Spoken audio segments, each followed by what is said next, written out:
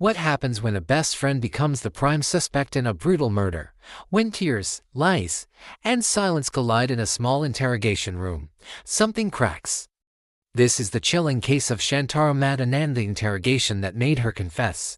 Stay with us, because by the end of this video, you'll witness how the truth unfolded. One psychological move at a time.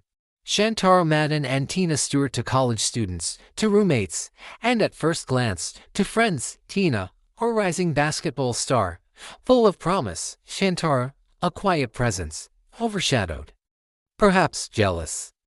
It's hard to say, but what's undeniable is that one of them would leave that apartment alive, and the other wouldn't. In the early hours of the investigation, Shantara sits calmly in the interrogation room. No signs of panic.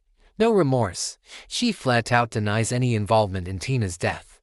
She talks about their bond, living upstairs from each other, watching games, sharing space. To detectives, it sounds like the start of a cover-up. Tina Stewart was stabbed in her off-campus apartment multiple times. The scene was brutal. The fight allegedly started over smoking in the apartment, a minor disagreement, but it escalated fast. Shantara's alibi: she claims she wasn't there.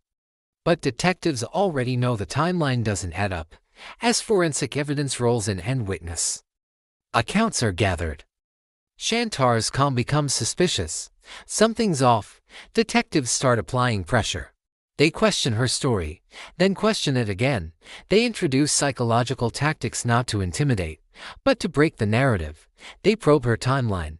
Who was there? Why did she leave? And most importantly, how could she be so unaware of what happened to someone just feet away? Every answer she gives leads to more questions.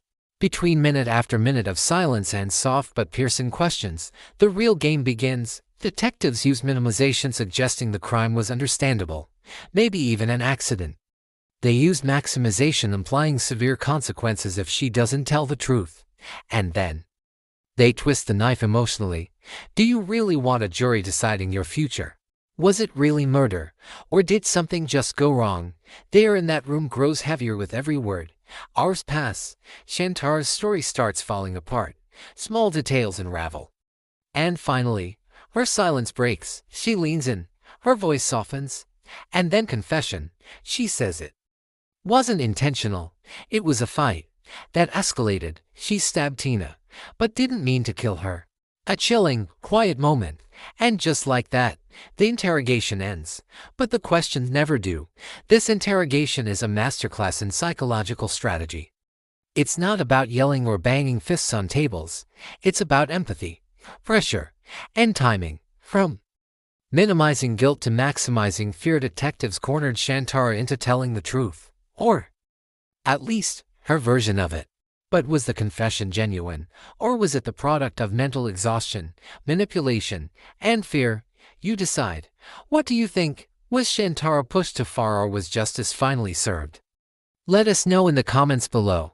If you're fascinated by real-life interrogations, psychological crime tactics, and the secrets that come out under pressure, smash that like button, subscribe to Cyber_Sanity, and turn on notifications, because we're diving deeper into the minds of the guilty and the innocent.